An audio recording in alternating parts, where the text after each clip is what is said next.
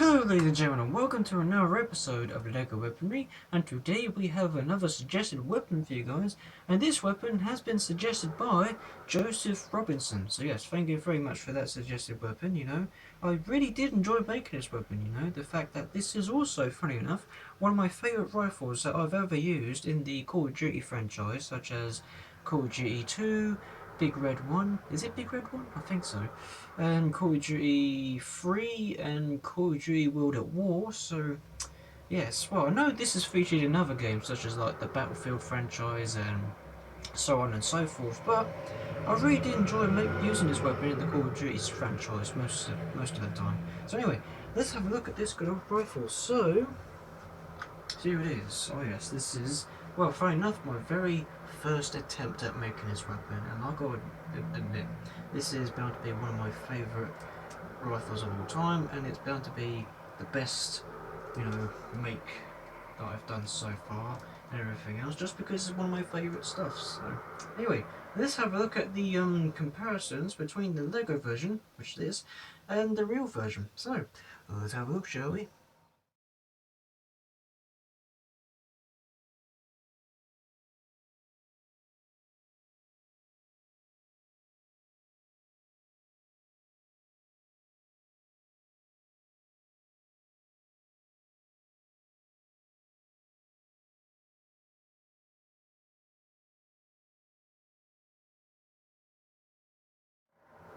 Interesting. Right, let's show you the areas and the features of this particular rifle. First things first, well, once again, the same design stock, which saves me time from actually making a weapon from scratch. So, yes. Here's the rear sight. Now, I tried my best with the rear sights compared to the original. They were a little bit hard, but I got there in the end, and yeah. Good thing is, I've managed to find a small rubber piece, well, a small wheel piece, or rubber tyre piece or whatnot to get the rear sight going and everything else, and the top part here which is technically that. So let me just take that off for a bit. Yeah, it's just technically like that. So yes, anyway, that goes on like so. Did some detailings right here, like the sling for example, like so. Here's the barrel right here, and I think this bottom part here is the gas operator which cools the rifle down as you fire the weapon. So yeah, pretty darn cool. And also, this was kind of a dangerous weapon when it comes to reloading it, because it has the habit of releasing the bolt, and as you put in the clip, that could, well, the bolt could release at any time and you can get your thumb caught, and that would be a very bad situation. You can end up with no thumb, and that's no good.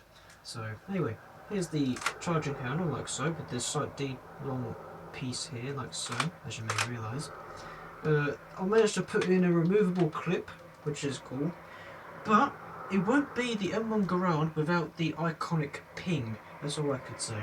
And there was a saying, well, this guy, this American soldier back in the Vietnam War, I think it was, he used this rifle, and he said a good thing about it, and that was, this was the best weapon ever devised, well, back in the time and everything else. And to be honest, I don't blame him. I really like this rifle, even though I haven't used it personally myself, but if I were to be using this weapon in real life, I would probably think of the same thing. So yeah, as you may tell, here's the 8-round clip, like so, and that goes in, not like that, jeez, just like that.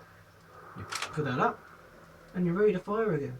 So yeah, it's pretty darn cool. Now, I don't know if these circular parts on the rear sight adjust to the height and everything else. I think they do, in a way, but I don't know. But hey ho, that's just my theory. Trigger, like so. Trigger guard, and the slight detail, the hole right there. I don't know if you could tell, but hey ho, I'll try my best with that. And I did my best with the two barrels here, like so, with the gaps and everything else, just so that the pieces won't be stuck together as one, so that you wouldn't be able to tell if they're just separate pieces. But anyway, there you have it, ladies and gentlemen, a good old M1 Garand. So yes, anyway, this is all I have time for you guys, unfortunately, today. But join me tomorrow, that is, as I'll be showing you another Far Cry 4 weapon, which I think has been an idea of mine. So Yes, anyway, if it has been a suggestion in the comments section, I'll have a look back on those comments just to make sure. But if not, it was probably bound to be an idea of mine. So anyway, I'll be showing you another pistol from that game, and all I could say is it's got a fitted in attachment, and well, it comes with the attachment anyway, so because it's built into it. So anyway, join me tomorrow for that. And if you enjoyed this episode, especially that guy who suggested that weapon for me, who's been begging for this weapon to come along, don't forget to leave a like or a comment down below what you think of this episode. It help me a lot. But if you really liked it, remember to subscribe to my channel and keep the channel going. It help me a lot as well. Yes, keep up to date with videos that I do as well. Oh yes, and if you're new around the channel, welcome. Feel free to have a look around my past content that I've done in the past, obviously, or if you just want to keep up to date like I do nowadays. So, yes, hey ho. Like I said already, I really did enjoy it. Well, I did enjoy this weapon, of course, and well, it was a bit frustrating in a way because, well, I had to figure out what the foresight of this rifle looked like at first, but I got there in the end and just got it done and over with. So anyway, join me tomorrow for another Far Cry 4 pistol, and as always, enjoy the rest of your days. Salutes!